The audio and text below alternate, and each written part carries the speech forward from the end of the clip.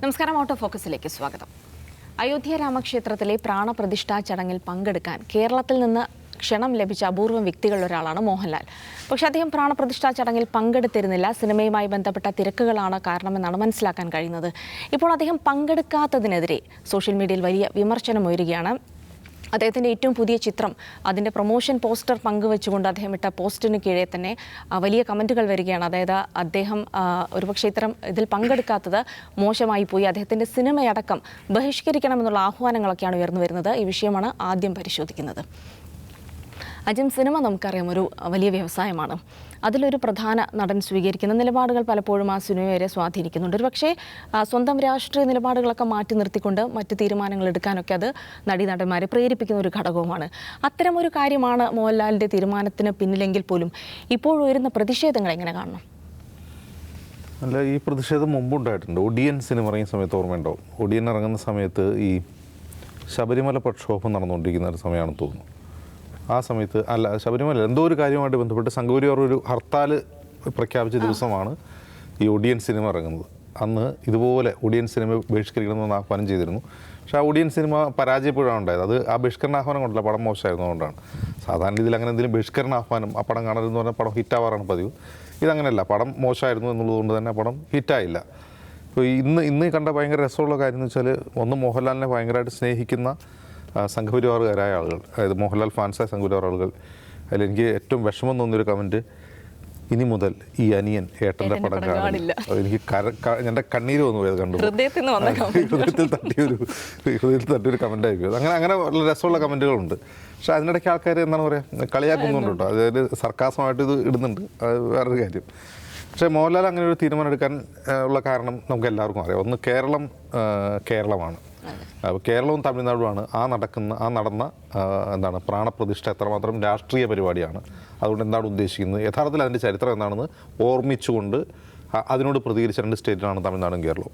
അപ്പോൾ കേരളത്തിൽ ഇപ്പോൾ എല്ലാവരും അങ്ങനെ ചിന്തിക്കുന്നവരല്ല. കുറേ അധികം ആളുകൾ എന്ത് ചെയ്യുന്നുണ്ട്, ഈ പറയുന്ന റൈറ്റ് വിങ് ആളുകൾ കൂടാതെ, ഞാനത് എടുത്തു പറയാണ്, BJPക്ക് വോട്ട് ചെയ്യുന്ന ആളുകൾ കൂടാതെ കോൺഗ്രസിനും CPMനും വോട്ട് ചെയ്യുന്ന ആളുകൾക്കിടയിൽ പോലും ഇത് ഒരു ഭക്തി നിർഭരമായ ചടങ്ങായി തോന്നിയ ഒരുപാട് ആളുകളുണ്ട്.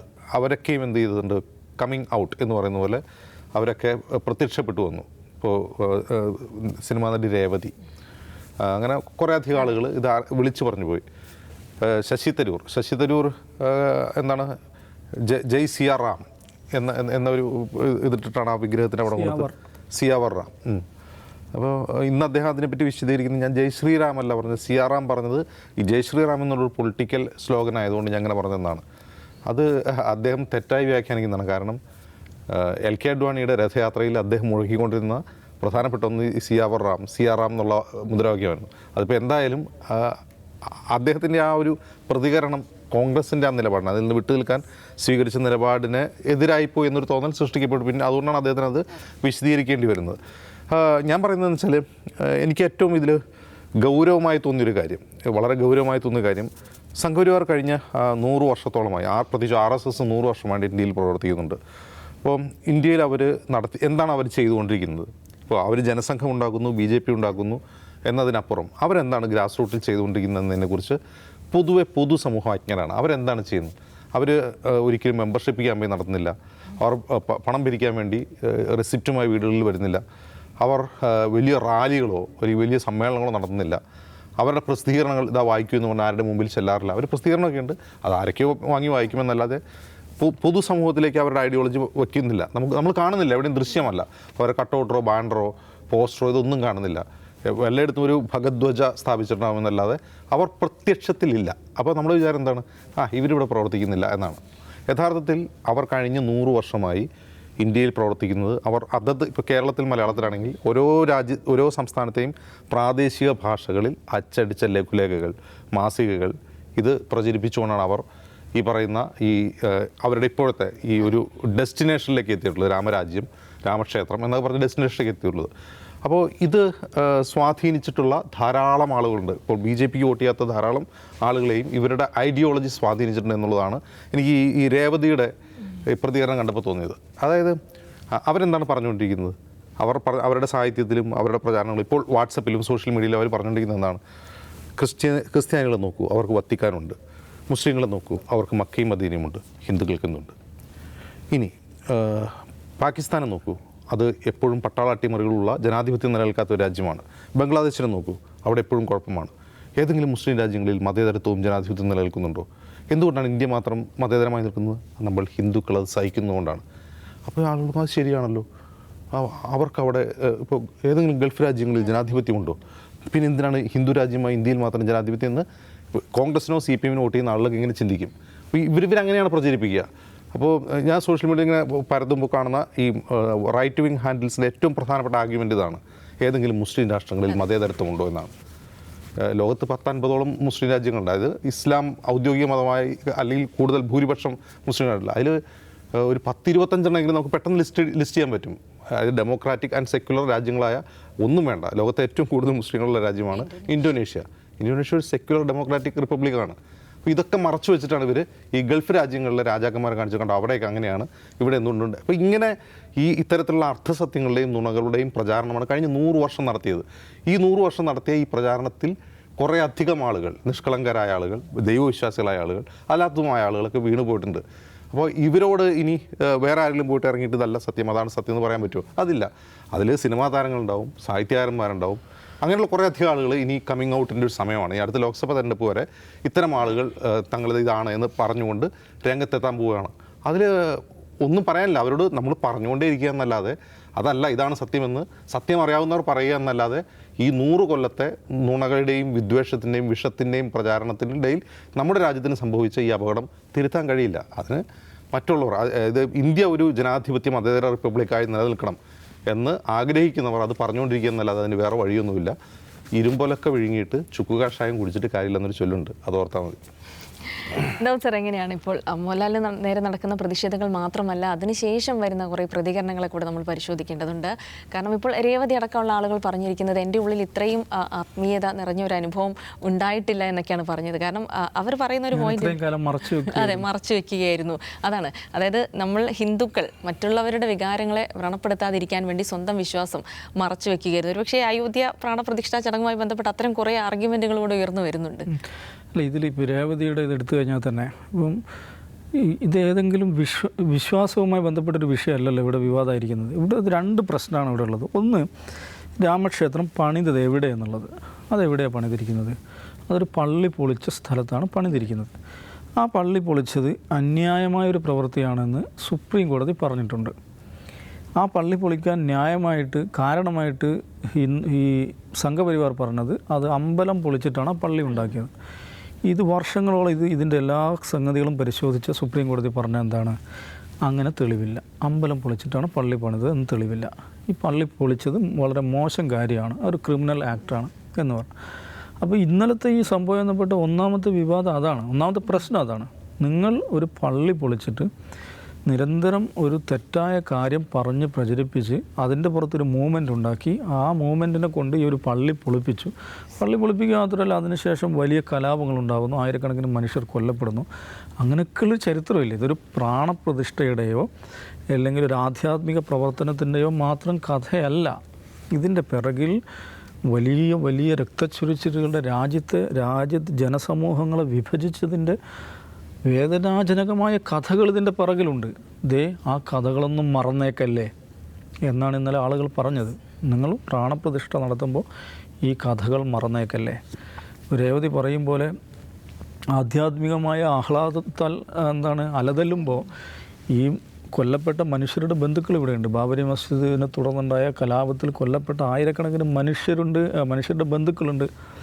ഈ മസ്ജിദ് നഷ്ടപ്പെട്ട ഒരു ജനസമൂഹമുണ്ട്. എന്ന് പറഞ്ഞാൽ ഇത് നിങ്ങൾ ആഹ്ലാദത്തിൻ്റെ ഒരു ദിവസമായിട്ട് കാണുമ്പോൾ മറുവശത്ത് വേദനയുടെ, നഷ്ടബോധത്തിൻ്റെ, നിരാശയുടെ, അപരവൽക്കരണത്തിൻ്റെ ദിവസം കൂടിയാണ് മറ്റൊരു സമൂഹത്തിനും മറ്റ് രാജ്യത്തെ വളരെ പ്രധാനപ്പെട്ട ഒരു വിഭാഗത്തിന് നന്ന ചുരുങ്ങിയത്.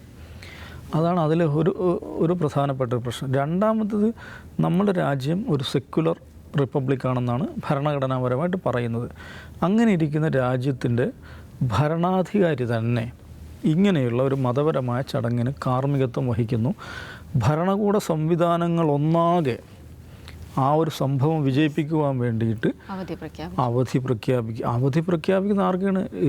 All India institute of medical science, ഡൽഹിയിലെ എയിംസ് എന്ന് പറഞ്ഞാൽ ജിൽസി അവിടെ പോയി നോക്കണം. അവിടെ എപ്പോഴും ക്യൂ ആണ്, വെയിലത്ത് ക്യൂ നിൽക്കുകയാണ് അവിടെ പാവപ്പെട്ട മനുഷ്യർ ഒരു OP ടിക്കറ്റിന് വേണ്ടിയിട്ട്. അങ്ങനത്തെ ഹോസ്പിറ്റലുകൾക്ക് അവധി പ്രഖ്യാപിക്കുക, സർക്കാർ സ്ഥാപനങ്ങൾക്ക്, സ്കൂളുകൾക്ക് അവധി പ്രഖ്യാപിക്കുക.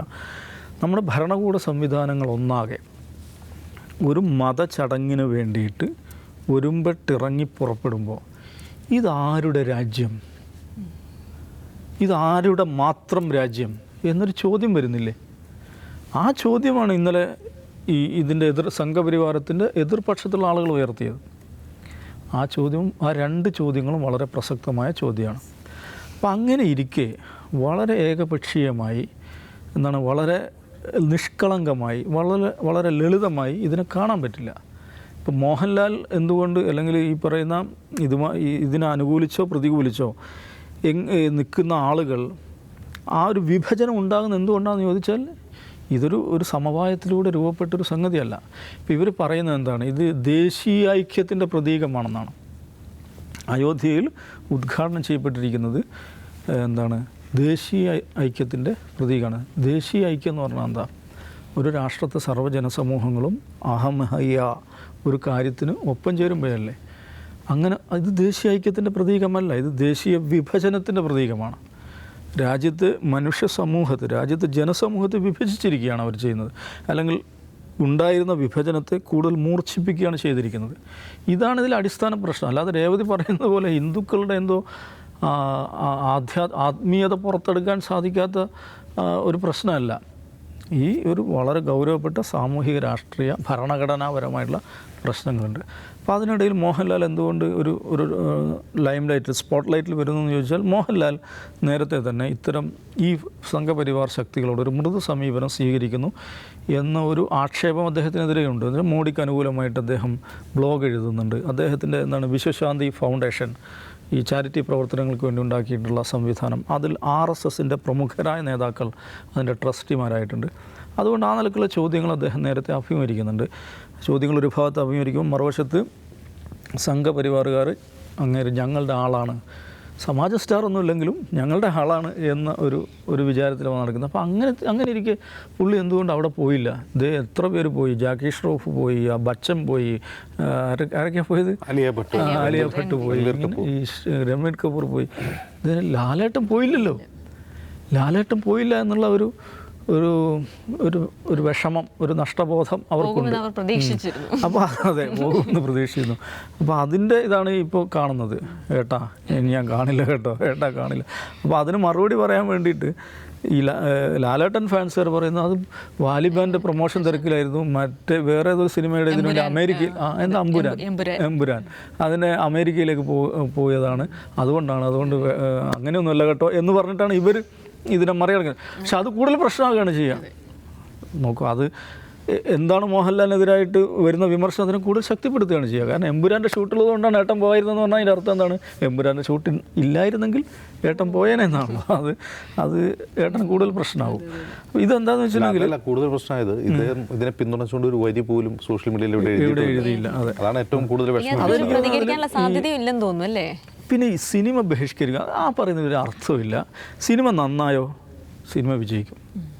ഇപ്പോൾ ഇവിടെ ഈ പറയുന്ന സമാജം ഫാൻസ് മൊത്തം ഇറങ്ങിയിട്ട് വാലിബൻ പരാജയപ്പെടുത്തണം തീരുമാനിച്ചാൽ അത് പരാജയപ്പെടാൻ പോകുന്നില്ല. അല്ലെങ്കിൽ ഇതിൻ്റെ വിരുദ്ധ ഫാൻസ് ഇറങ്ങിയിട്ട് ഇതിനെ പരാജയപ്പെടുത്തണമെന്നോ അല്ലെ വിജയിപ്പിക്കണമെന്ന് തീരുമാനിച്ചാൽ അതൊന്നും നടക്കാൻ പോകുന്നില്ല. ഒരു കൾച്ചറൽ പ്രോഡക്റ്റ് അത് ചെറിയ ചില പരിക്കുകൾ അവിടെ ഇവിടെയൊക്കെ ഉണ്ടാക്കുമെന്നല്ലാതെ അതിന് ക്വാളിറ്റി ഉണ്ടെങ്കിൽ അത് വേർത്താണെങ്കിൽ അത് വിജയിക്കും, അല്ലൊന്നൊരു സംശയമില്ല. പക്ഷേ ഈ ഒരു ഇൻഡസ്ട്രിയിൽ നിൽക്കുന്ന, പ്രത്യേകിച്ച് ഇപ്പോൾ ഒരു സിനിമാ നടൻ എന്ന് പറയുമ്പോൾ അയാൾ ഒരു ആരാവട്ടെ പൊതു വ്യക്തിത്വമാണ്. ഇത്തരം സന്ദർഭങ്ങളിൽ ഒരു നിലപാടെടുക്കുക എന്ന് പറയുന്നത് അത് ഗൗരവമുള്ളൊരു കാര്യമാണ്. ഞഞ്ഞാ കളി കൊണ്ട് ഇതിൽ പോകാൻ പറ്റില്ല. അപ്പോൾ അതിൽ എന്നാൽ ഇത് രാജ്യത്തിൻ്റെ ചരിത്രത്തിലെ ഗുരുതരമായൊരു സാഹചര്യമാണ് എന്ന് വിചാരിക്കുന്നവരാണ് നമ്മുടെ നാട്ടിലെ പുരോഗമനവാദികളായിട്ടുള്ള ജനാധിപത്യവാദികളായിട്ടുള്ള ആളുകൾ. അതല്ല, ഇത് ഭയങ്കരമായൊരു എന്താ പറയുക, ഒരു തരം ഉന്മാദാവസ്ഥയിൽ നിന്നുകൊണ്ട് ഇതിനെ ഭയങ്കരമായിട്ട് സെലിബ്രേറ്റ് ചെയ്യുന്ന വേറൊരു വിഭാഗമുണ്ട്. ഇത് എന്താണെന്ന് വെച്ചാൽ ഇത് ഞാൻ നേരത്തെ പറഞ്ഞ ആ വിഭജനം അങ്ങ് സൃഷ്ടിക്കുകയാണ്. ഇങ്ങനൊരു വിഭജനം സൃഷ്ടിക്കപ്പെടുമ്പോൾ ആ വിഭജനത്തെ എങ്ങനെ ഇല്ലാതാക്കാൻ സാധിക്കുമെന്നാണ് എല്ലാവരും ആലോചിക്കേണ്ടത്. ഭരിക്കുന്ന ആളുകൾക്ക് അതിന് അധിക ഉത്തരവാദിത്തമുണ്ട്. നമ്മുടെ കഷ്ടം എന്ന് വെച്ചാൽ ഭരണകൂടമാണ് ഈ വിഭജനത്തെ മൂർച്ഛിപ്പിക്കുന്നത് എന്നുള്ളതാണ്. അപ്പോൾ അതിനിടയിൽ ആളുകളിങ്ങനെ നിലപാടുകൾ എടുക്കാൻ സാധിക്കാത്ത വഴുക്കി പോകുന്ന അനുഭവങ്ങൾ നമ്മൾ കാണുകയാണ്. അതിലൊന്നാണ് ഈ എപ്പിസോഡും. തീർച്ചയായും മോഹൻലാലിനെ സംബന്ധിച്ചിടത്തോളം കൃത്യമായൊരു നിലപാട് വിശദീകരിക്കുക എന്നുള്ളത് വിവാദങ്ങൾ ഒഴിവാക്കാൻ നല്ലതായിരുന്നു. ഒപ്പം തന്നെ ഈ സിനിമാ ബഹിഷ്കരണം എന്നുള്ള പ്രഖ്യാപനമൊക്കെ വളരെ ബാലിശമായി തന്നെ കാണാൻ കഴിയും.